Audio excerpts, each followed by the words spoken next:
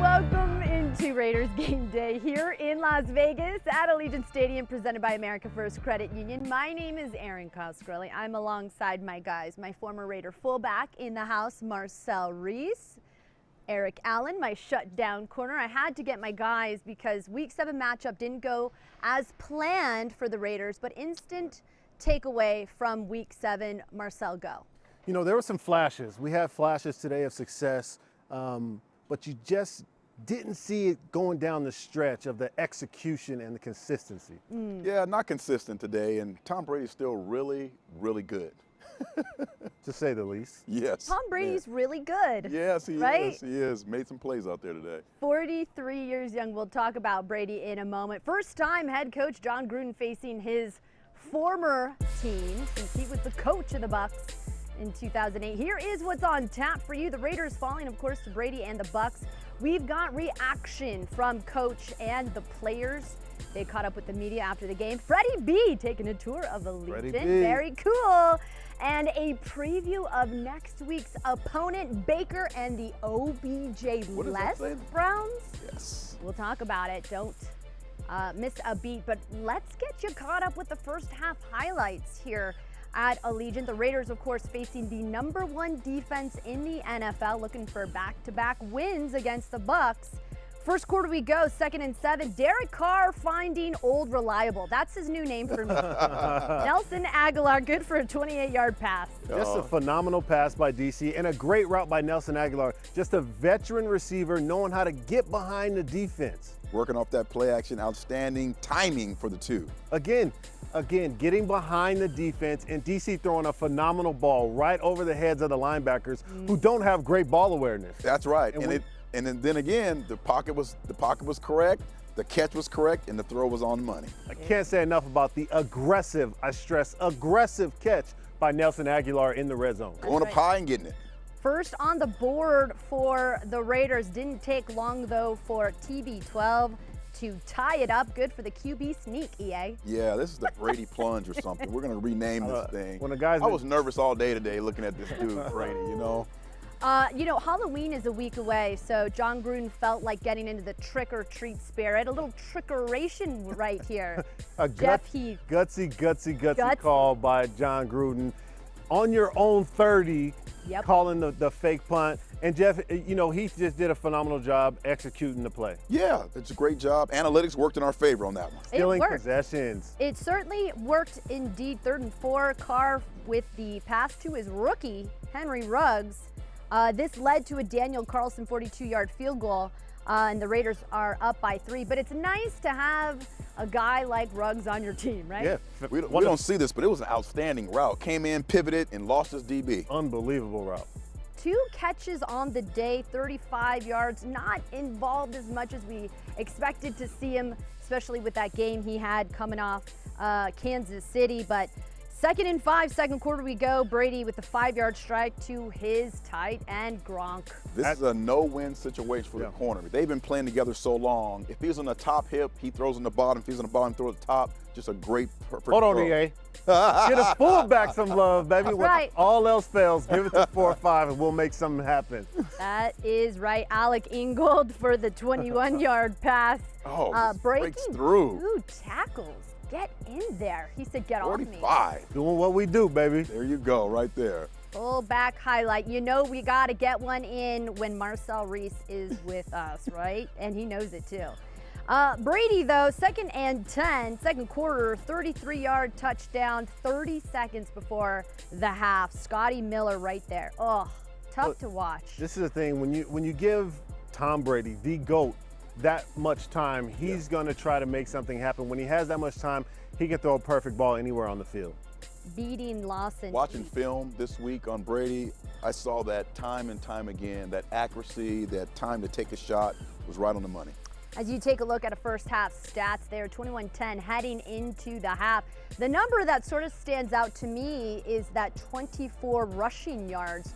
Josh Jacobs not very involved in the first half, but you're down by 11, 21-10, like I mentioned, heading into the half. How are you feeling heading into halftime, Marcel. Well, in the half, like I said, you saw flashes of success early on, but at the end of the half, we had our chance to go 2 for 1. And what I mean by 2 for 1 is you defer early in the game, go on defense first, so you know you're going to get the ball back at the beginning of the second half, but you have it at the end of the first, so you want to get that score, and now you're able to get 2 scores in a row before they even get the chance to get the ball back. We squandered that opportunity, but not only did we squander it, we gave them an opportunity to score last in the first half, and we just got behind at that point. Yeah, guys, coming into the game, I thought the 2 areas of concern was the offensive line because of COVID and the injuries, and then the secondary, and I thought Tom Brady took apart the secondary with all that protection he had. We couldn't get to him, so it was really frustrating to see Tom Brady, but all that time, kind of pick apart a secondary. No Jonathan Abram, of course, Damon Arnett out. So we will talk Raiders adjustments in the second half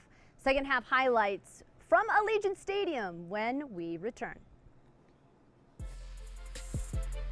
This has been brought to you by Allegiant, the official airline of the Las Vegas Raiders. Low fares, nonstop flights. Book now, only at Allegiant.com. Presented by America First Credit Union, the official credit union of the Las Vegas Raiders. Coors Light, an official beer of Raider Nation made to chill. Cox, proud partner of the Las Vegas Raiders. The mayor of Las Vegas, Carolyn Goodman, and members of this Las Vegas community who have bravely battled cancer and won got to light the Al Davis Memorial Torch before this Week 7 game against the Buccaneers. The Al Davis Memorial Torch, of course, here means a lot to Allegiant Stadium as we are back. Raiders game day. Erin Coscarelli, Marcel, Reece, Eric Allen with you. A showdown against Tom Brady and company. We showed you the first half highlights.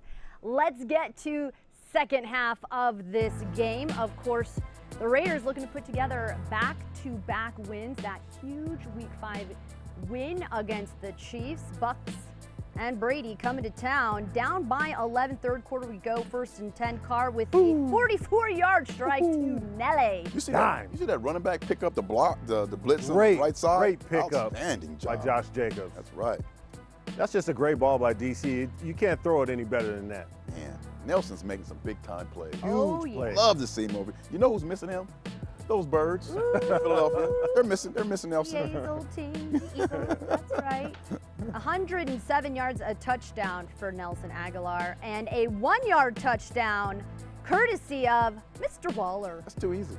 Too easy. The stutter slant, that's what we call it. So the defender is like, what are you doing? What are you doing? All of a sudden, you got the inside leverage. You guys call it the stutter slant on defense. Yeah. We call it big versus little. You can't see me. You're just one of those matchup nightmare guys that. Well, here's a nightmare in another form. Gabe Jackson with a questionable call here. You see him right there. Already without Trent Brown, Sam Young goes down with an injury, and now Gabe Jackson gets ejected. Your best offensive lineman, you can't lose him, but Gabe is just one of those enforcers that doesn't take any mess from anyone, and you got to love that from Gabe, but just questionable by the referees there. Absolutely. Derek Carr showing off he's got wheels too, scrambles for the 9 yards, sets up a field goal. We should see much more of this from DC. He's so athletic, he's very intuitive, so he knows when he can take off, and he's so smart. We got to see much more of that from DC because it puts so much pressure on a defense, especially a good defense like this. Yeah, do you cover? Do you come up and tackle him? You put that defense in that question, and now he's making moves with his legs. Fourth quarter we go. 1st and goal, Tom Brady. 4-yard score to Chris Godwin. Yep, extending the lead to 11 points. There are so many playmakers on this Bucs offense. This is not even the playbook. It can't be. He's not supposed to be outside the pocket. The sprint right option. I think you guys call it plaster or something like that. Yeah. Plaster. But he's outside the pocket, so you're not thinking, like, what is he doing? Yeah. And the 1-yard touchdown pass to Tyler Johnson. That pass right there, passing Drew Brees for most touchdown passes of all time. 559 for Brady. They're going to be in a battle all season long. All year. Yeah. They're just going to go back and forth all year about it. That's right. There's your final score, 45-20. Not a great day for Raiders defense or offense at this point. And look, Coach Gruden caught up with the media. Let's hear what he has to say after the game. Oh, boy. Just I can say two things. Number one, really congratulate Tampa Bay. That was an impressive football team. Proud of our guys, too, the second thing. Really proud of our team. We had a tough week. We were in the ball game, 7-8 minutes left, 24-20. Got away from us at the end. But really proud of our football team. We have to play better. Obviously on defense, we got better players. We got to play better. We will. Disappointing. Credit to Tampa Bay. They're a good football team, and I think we are too. But I'll answer any questions I can. The decision to kick the field goal on 4th and 1, down 7, what went into that? Well, yeah, so excuse me, it was a long one. We had it more like 2, and it was a 24-20 game at that time with the field goal, and we felt at home, little momentum. We could hold Tampa to at least a field goal or possibly get off the field. We had them 3rd and 12. Unfortunately, we had them right where we wanted them, and they converted on a check down. Very disappointed, but it's easy to second guess right now, but in hindsight, I probably would have done the same thing. Hey, John, did you see what happened on the play where Gabe Jackson was ejected? And I guess just in that moment, how important is it to maintain your composure? I did not see what he did. I was asking the officials exactly, and you'll have to get their interpretation. I believe the ejection came from New York City. They had access to replays. Perhaps we didn't. But losing Sam Young early in the game and then losing Gabe with the week that we have had against a heck of a defense it was tough on us, no doubt. John, you've always said your defense gives great effort. When it comes to certain plays, the effort is there, but do you think the talent's always there, or do they just have to get better as players? Well, we got to do a better job. It goes back to me. Obviously, missing Abram and Arnett in the back end is tough on us. But I'm not making any excuses. We did not get enough pass rush today, and if you let Tom Brady stand back there and survey the field, he's proven for 20 years. And he proved it for 21 years that he's still one of the very, very best. They have an arsenal of weapons. It's a credit to them, but we have to generate a better rush. And until we do, it's going to continue to be tough. John, this is Hondo Carpenter. I'm curious, there are no moral victories in the NFL, but considering the adversity your offense has faced, to be at 24-20 late in the game, can you discuss the pride you feel in them for their fight? Yeah, I'm really proud of them. I thought even until the very end, they played their hearts out, and we got to play better in all phases. But it was a tough week. Certainly, it'll make us better in the long run. Hopefully, it motivates a lot of people out there that you can go out and accomplish great things in adversity, and hopefully, deep down, there's benefits to be had here. Coach, Nelson Agholor might not have been the most celebrated signing, but he's obviously given you a lot on your offense. What did you see from him today? Well, he can get deep. He's good after the catch. He's versatile. He's got great stamina. He's a pro player. He's a world champion, and really proud to have him aboard. Hopefully we get Brian Edwards back soon, but Nelly's going to be a hard guy to get off the field. John, this is Vic. How do you address this pass rush or lack of pass rush? What do you see today, and how can you fix it going forward? Well, I'm not going to say it here today. Obviously, there's some things we have to take a good look at, and that process will start as soon as the press conference is over. But if we're going to rush 4, we've got to do a lot better than we did today. Is that it? Okay. Thank you. All right, guys. Well, there is Coach Gruden after taking an L against the Buccaneers. Addressing the pass rush is going to be something that the Raiders are wanting to do moving forward. EA, what did you take from what Coach said? Well, he's right on the point. And I think when you have a young football team, you can't just jump down their throat. And I really agree with letting them know that, hey, I appreciate the effort, but we do have to get in and find a balance here between the pass rush and the coverage. They need to balance themselves out and be able to work together. Sometimes you get cover sacks, and I haven't seen enough of those. So again, the tension is always under pressure, but we need to cover and get some cover sacks to help those defensive linemen get to the quarterback. When you have a young defense, EA, you have to figure out how to manufacture some of that pressure. Yes. Make quarterbacks feel uncomfortable. It doesn't always result in sack numbers, but it will result in successful defensive play. You got a guy by the last name of Irving waiting in the wings right now, big, imposing figure who is very, very fresh and hungry to get after something. So that might be an answer that you have later on down the stretch of the season. Yeah. And they're going to need to, because coming up, waiting in the wind, is Baker Mayfield. But coming up on our show, we're going to spotlight a guy who is considered the glue on this Raiders receiving corps. Raiders Game Day will be right back. Presented by America First Credit Union, the official credit union of the Las Vegas Raiders. Bay Buccaneers come to town as the Raiders had a Week 7 matchup against Tom Brady and company here inside Allegiant Stadium. Welcome into Raiders Game Day. Erin Coscarelli, Marcel, Reece, and Eric Allen inside the Twitch Lounge. Look, the Raiders, of course, had the challenge of taking on the #1 overall defense as well as the #1 run defense in the NFL, a defense that did a number on Aaron Rodgers just a week ago. But a guy that stepped up big time for this offense, Nelson Agholor.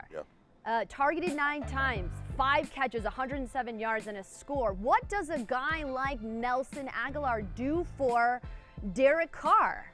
He just brings him so much comfort to know that you have a veteran receiver who has the football savvy of how to get open, knowing when they're in zone, knowing when they're in man, when he could run away, when he has to find an open spot, and he just does a great job. You see it here in the red zone, he's making aggressive catches, not waiting for the ball to come to him, but attacking the ball is so important, and he's a hands catcher. I love seeing hands catchers. You know, I love the fact that he has so much experience in big football games, and some of these games we've played in thus far have been big football games.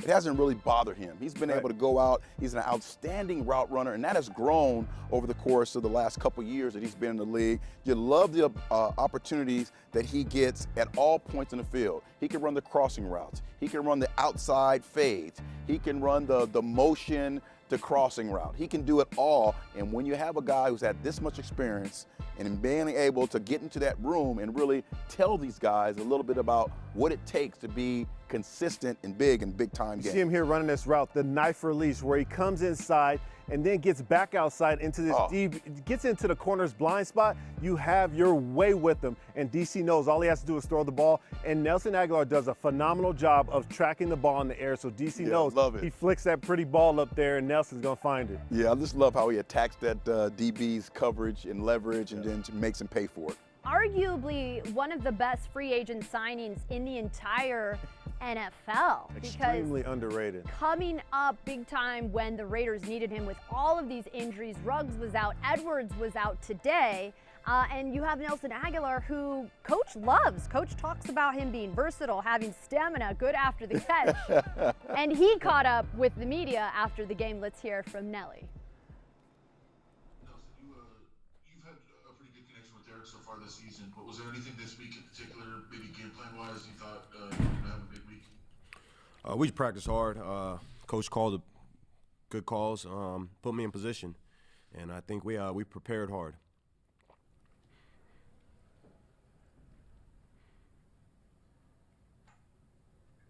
Nelson, it's been a bizarre year in a lot of different ways, but to go all week without your starting offensive line and then have the game change from the afternoon, from Sunday evening to Sunday afternoon.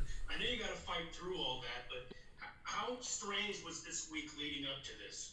Well, first of all, a lot of respect for our O-linemen.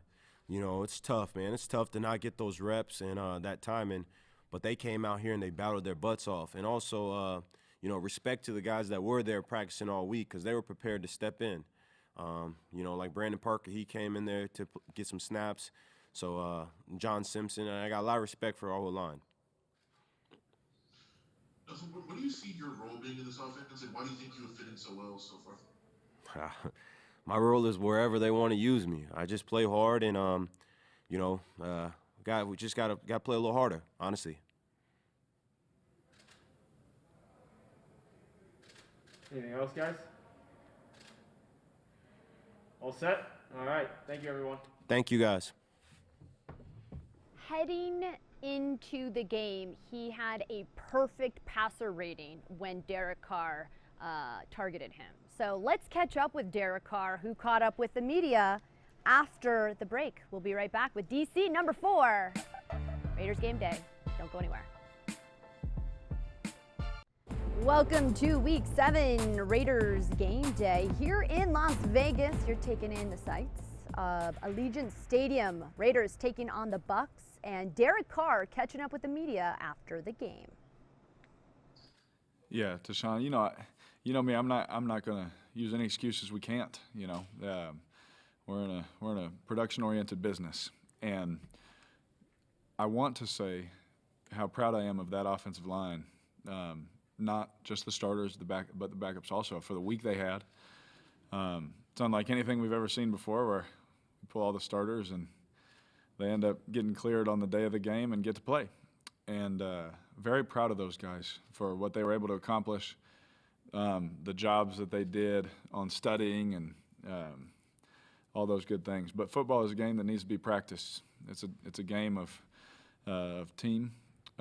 And when you don't have all your guys out there, it's tough, throughout the week.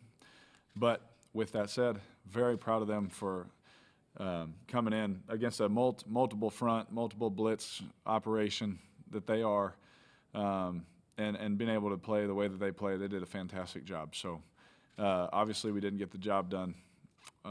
We got beat today, and we tip our hats to Tampa Bay. They're a good defense. We saw what they did to some of these offenses, and especially what they did last week to one of the best offenses and one of the best players our game has ever seen. And they're a talented bunch, great coaches, great players.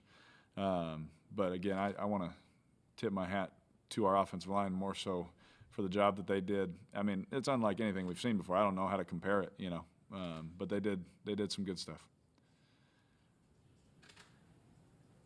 Go ahead, Josh. Derek, you guys were in this game in the fourth quarter. You tried to kick the field goal on 4th and 1. Did you lobby John at all, or are you hoping to be able to go for it in that situation? I'm always, if it's Josh, if it's like 4th and 4, I'm the one screaming like, let's go for it. I'm that guy, and that's why we have coaches. It was a long one, and with how we came out in the second half, we scored the touchdown. We went right back down the field. And we're like, all right, well, hey, we'll get points, we'll get the stop, and we'll go back down the field. So in my head, I'm always lobbying. I'm always trying to go, on 4th and 8. I'm trying to go for it, and then the coaches are like, all right, chill, bro, and things like that. But I completely agree, and obviously, thought it was a good decision with how, and even in the first half, we were moving the ball. There was even a play where we had Waller open on an explosive play. Someone hit me on my hip, and the ball went sailing. Like, we had things that we wanted, so it wasn't a feeling of, man, we have to do it right now. I'm trying to articulate it right for you. It wasn't a matter of like, oh, we got to do it now. We felt that we could get the ball back and move and do it again. Carr giving love to his offensive line and O-line that didn't get to practice all week. As you take a look at side by side, everyone compares himself to the GOAT. Take a look at the numbers of TB12 compared to DC. It says 4 touchdowns because those were his passing touchdowns. TB12 also had a rushing touchdown. So 5 touchdowns on the day for number 43. Are you guys shocked? 43 years old and still performing at an incredibly high level. No, I mean, he's 43, but he takes care of his body. He's the ultimate professional, and he's the GOAT. When we're looking at that split screen, the one number that I'm extremely excited about is, again, no turnovers for us as the Raiders, no turnovers. Yep. But we just have to get more consistent and much more explosive plays throughout the game and down the stretch late in the game. Yeah, one thing that interesting to me this week was preparing for Tom Brady and thinking back almost 20 years ago and preparing for him and saying, what's so special about this guy when he was a rookie, and his accuracy, his timing, and his feel for the game was just great. And you could just see that his first year and watching film. And then I think what he has done is he's really changed the way that a pocket quarterback can last and be successful in this league by just manipulating the pocket a little bit and putting more emphasis on the accuracy and the timing of the throws. And that's one thing that I don't think you can really teach. Right. And he has that in bundles. And in just absolute treasure to to watch. It is cool. Seeing from him, from 2001 when I was preparing for him, and then this week when I was looking at film, I was kind of like, wow, this guy is still playing such a high level. The GOAT. Yeah, he is, without a doubt. Really the go. And he also had his full complement of Yeah, offensive line here. Receivers, tight end. Great defense. All right, when we come back, we are going to go on a tour with a special friend and former Hall of Famer. Don't go anywhere. We'll be right back. Presented by San Manuel Casino, official Southern California casino of Allegiant Stadium.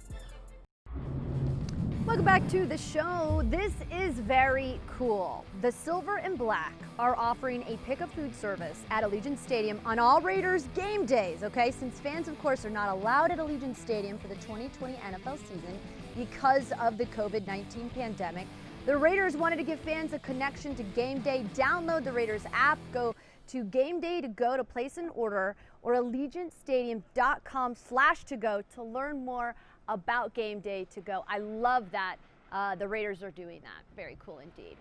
Now, in Fred Biletnikoff's first season with the NFL in 1965, the Raiders were playing at Frank Ewell Field. The following year was the debut of the Oakland Coliseum, where he played the next 13 seasons in silver and black. But what does the Hall of Fame receiver and Super Bowl XI MVP think of the Raiders' new digs? Here's Freddie B on his recent tour of Allegiant Stadium.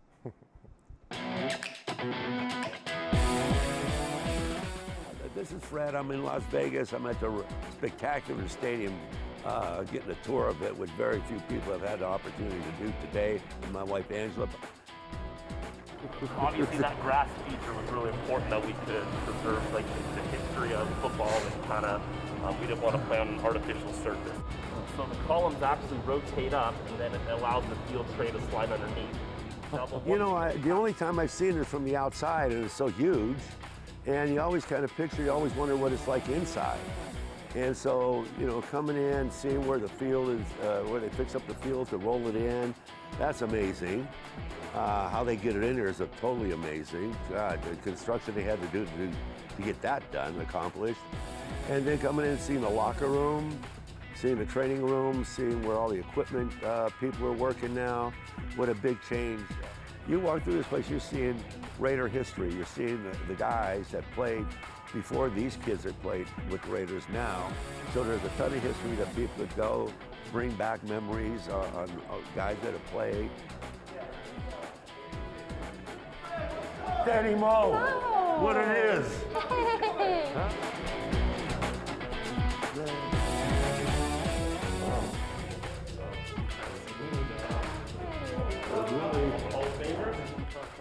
Beautiful. Oh, wow. Champions Club. Okay. You kind of see over there, highlighting our championship. There's something that brings back Raider memories through the entire stadium, no matter where you go. Wow. This is beautiful. Wow.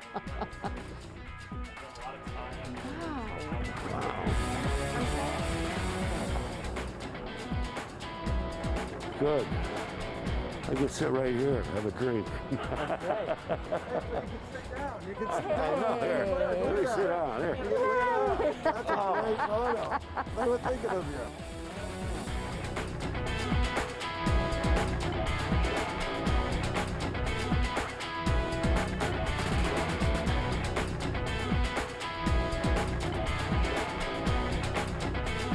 When you walk in there, first thing you know, you go, wow.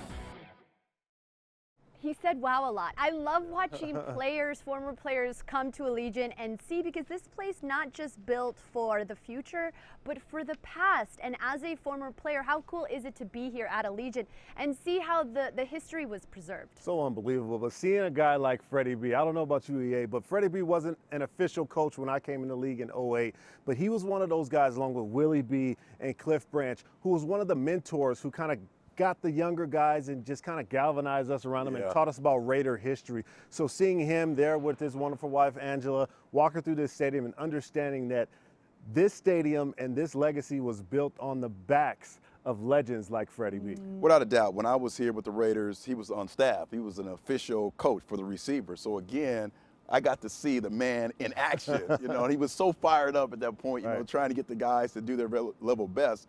But whoever runs a route, who is disciplined and knows the exact yardage he needs to run, owes a debt of gratitude to Freddie B, because he was the first guy really in the league. You're talking about 1965, the year I was born. He was running precise routes, making sure that he edged the guys on leverage and things like that. So he taught a lot about what kind of routes to run and how to get open. And seeing things like that, people just don't understand what it means for Mark Davis to see guys who have been around this organization for 50+ years and still coming in to see the new digs today. And they're just so excited to be etched permanently here at Allegiant Stadium. All right, coming back, Raiders game day. We're going to do a little what was he thinking? A boneheaded play of the week coming at you next. Don't go anywhere. This week's Intermountain Healthcare Impact Team of the Week is the Vegas Golden Knights Youth Football and Cheer, the organization focusing on mentoring and developing better student athletes and familiarizing players with fundamentals of football. In the community, the Golden Knights volunteer at food drives for families in need. Congrats, you guys, for being named the Intermountain Healthcare Impact Team of the Week. All right, welcome back to Allegiant Raiders Game Day. Inside the Twitch Lounge, it is time for a little segment. It's a head scratcher, guys. What was he thinking? A lot of people are just trying to figure out this one. From the Falcons, yet again, roll the tape, because you guys have got to give me your input on what happened with Todd Gurley on this play. Let's take a look at it, if we can roll it. Okay, Todd Gurley, let me just set this up. The Falcons were trailing 16-14, about a minute left in the game. Falcons have a 1st and goal from the Lions' 10-yard line. No timeout. The Lions have no more timeouts. Gurley gets the handoff and then tries not to score a touchdown, but then accidentally scores. He hadn't been in the end zone for so long. He's like, hey, what? I get to get in the end zone? Let me go. You call it no moss. As we're watching Matthew Stafford drive him down for a touchdown. When you're in that offensive huddle, EA, you call it no moss. It means you're giving yourself up. But my head scratcher and what was he thinking goes to the coach. Why are we calling a play? It's 1st and goal, 0 timeouts, under 2 minutes. Common sense and easy math tells you. Hasn't your quarterback played for like 15 years also? Just kneel it out. You gotta wait for the last play. You have one more timeout. Right. Just call it at 4 seconds. Walk off, kick off, field goal. And Gurley trying to get some stats. Gurley worrying about his fantasy points. Gurley should have known better. That hurts. Clock management. They all have. Another Atlanta Falcons. Note that all you young football players and coaches, clock management and situational football is very, very important. All right. Speaking of weird, you know Tom Brady, right? You've heard of him. He spent 20 years wearing a Patriots jersey. And so we thought, you know what, now that he's wearing a new one, it kind of made us think of got us thinking, why don't we talk guys that were notable with the team, rocking a uniform for a really long time, that just seemed like it looked weird and out of place wearing a new jersey. I'm talking, you know. D-Mac, that's D-Dog right there, man. It's so bizarre. Listen, 2020 has been very bizarre. You see Tom Brady in another jersey, but mine is Darren McFadden. My Raider, my best friend in the world. Came in together. What about me and Aaron? And now looking at him in the Cowboys jersey was just not right. Yeah, it was a little weird looking at my man. Not right. Okay, fine. EA, what about you? Oh, I'm telling you, man, this broke my heart. I mean, this is my guy. This is Reggie White. He was really the first guy, big star, to move teams. This was in the 90s. Yeah. Played such a great foundation with the Eagles and went over to the Packers, tried to recruit me to the Packers. They ended up winning the Super Bowl, so I was happy for him. Dearly, dearly miss Reggie White. Passed away years ago. But yeah, that was really weird seeing Big Dog 92 on the Green Bay Packers. Speaking of the Packers, what's really weird is seeing this guy in this jersey. A couple of jerseys. In 2008, he rocked the Jets jersey and then the Vikings for the last 2 seasons. It just didn't look right. Yeah. He was such a great player, too. And Speaking of weird, speaking of really weird, how about this guy? Let me see. Oh, what is that? What is that? Marcel Reece, what is that color even? I don't even know if that counts. That could be thinking, what is he thinking, too? I don't even know if that counts. That green? Sorry. Listen, I'm sorry. You should have put the stamp on that green. I wasn't ready yet. I wasn't ready yet. Just saying. Everybody looks so much better in silver and black. That's right. All right? That's okay. right. When we come back, we're going to show you the AFC West. We're going to get you caught up with the action from around the league. Raiders game day here inside Allegiant.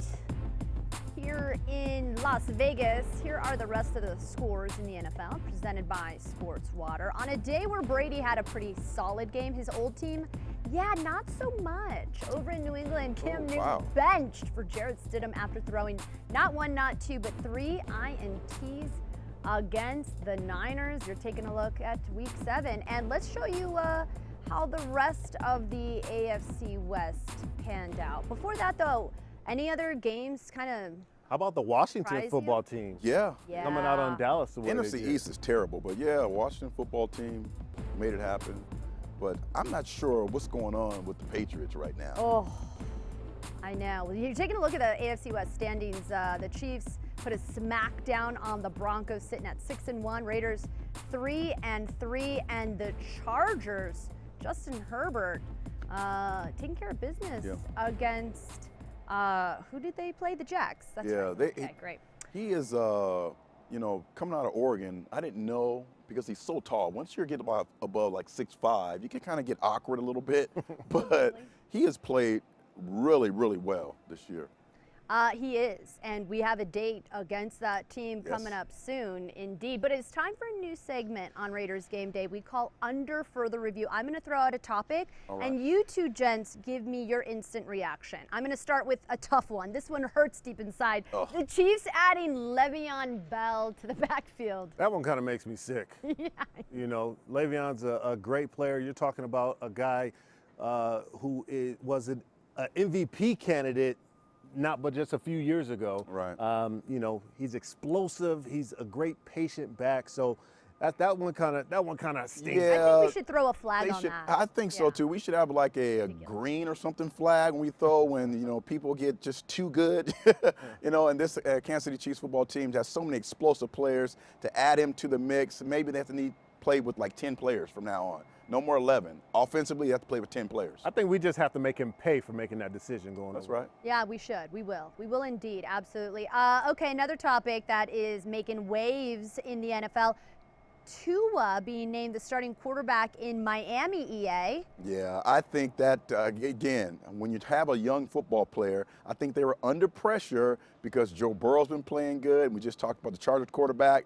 They felt that, hey, we need to get our guy in because they're not out of the playoffs yet. So they're going to battle the Buffalo Bills and the Patriots for that playoff spot with Tua. Hopefully can play pretty good for this football team. Just love his story. But then can you actually put Fitzmagic back in if Tua plays? Absolutely. Fitzmagic is Fitzmagic. He's an ultimate professional. He can do anything that you ask him to do, and he's going to be a professional about it. Obviously, he wants to play because he's a competitor. Right. But he knows the deal. He's a young guy. They drafted him to play and be the franchise quarterback. And the thing for the Miami Dolphins is you have to look at it like this. I have 2 starting caliber quarterbacks, so you can't go wrong. Okay, real quick, players demanding trades. How do you both feel about that? Real quick. I agree with it. If you're not happy with the place, not happy with the place you're at, you go in, you don't disrupt the locker room, but you go into the coaching staff and say, here's the reasons I want a jet, and this is why I need to leave. Get up out of there. I look at it from two different perspectives. If you're not happy, you deserve to be gone, but choose a place where you know you can be happy, where you know you can embrace a team. Fight through all the tough times. I've been through tough times. You've been through tough times as a player, as an athlete, as a teammate. Be a great teammate to the guys in the locker room. Don't play for front office. Don't play for just the fans, but embrace your locker room. Embrace those guys because that's who you play for. Just that's what I was in that said. situation, Aaron. You have and it's not good to be in a situation where you don't feel like you're wanted. And that might have been That's what a different happened case, with though. Bell, now with the Kansas City Chiefs. All right, coming up next on our show, we're going to take a preview of our next week opponent, the Browns. Stick around. We'll be right back. Back with you, week 7 here inside Allegiant Stadium. Did not go the Raiders' way against the Buccaneers, but week 8, the Raiders take on Baker Mayfield and the Browns. That #1 rushing offense is going to be hard to contend with, in a very close win over the Bengals. How are we feeling playing the Browns next week? Baker Mayfield and the Browns. EA, I'll start off with you. Well, I tell you what, defensively, you got to keep your eyes on Myles Garrett. He's a tremendous player with great force. He has the size, speed combination with great pass rushing moves. Already has 7 sacks. I mean, he's a tremendous football player on defense, and he's kind of the bell cow of that defense. Listen, one of the greatest things about the NFL is you get the next week. You have time to improve. You have to get better. Defensively, we have to stop the run. You have to hunker down. You have to hit. You have to gang tackle and stop the rushing attack of this offense, because that's how they go. No matter how many touchdowns you see Baker Mayfield throw, it's because of the rushing attack. Kareem Hunt is a guy who 2 years ago won the rushing record. You cannot forget that. Just because he's their backup, he is a starting running back in this league, and you have to stop the run. They're similar to us in a way where they want a power run. They want to run the football effectively to give Baker an opportunity to work off that play action. And again, Odell Beckham maybe not playing next week, so that could be an asset for us.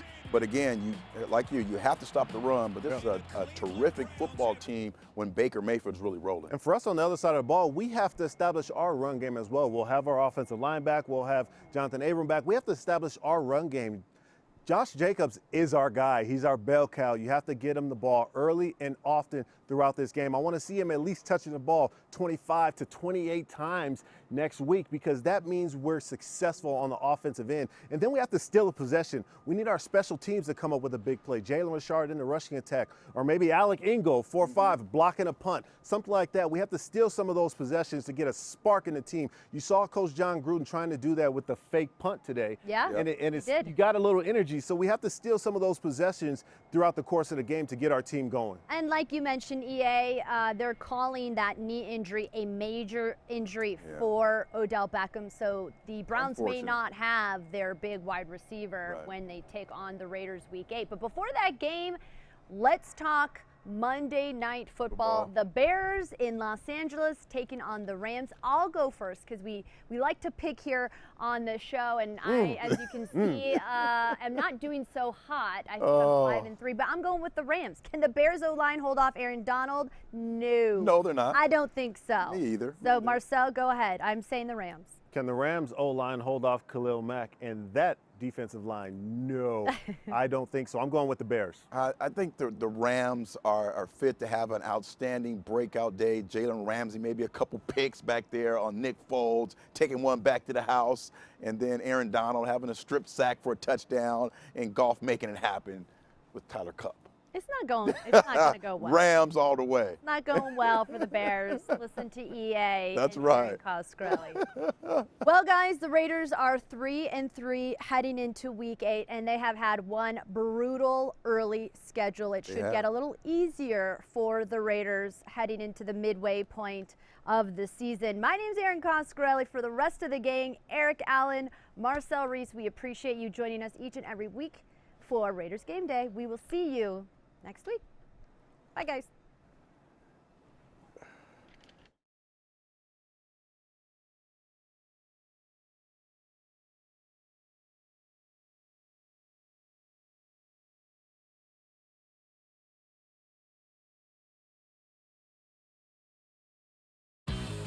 This has been brought to you by Allegiant, the official airline of the Las Vegas Raiders. Low fares, nonstop flights. Book now, only at Allegiant.com. Brought to you by Modelo, setting the gold standard for authentic Mexican beer since 1925. Modelo, brewed for those with a fighting spirit. Brought to you by Credit One Bank, the official credit card of the Raiders. Twitch, the official live streaming partner of the Las Vegas Raiders.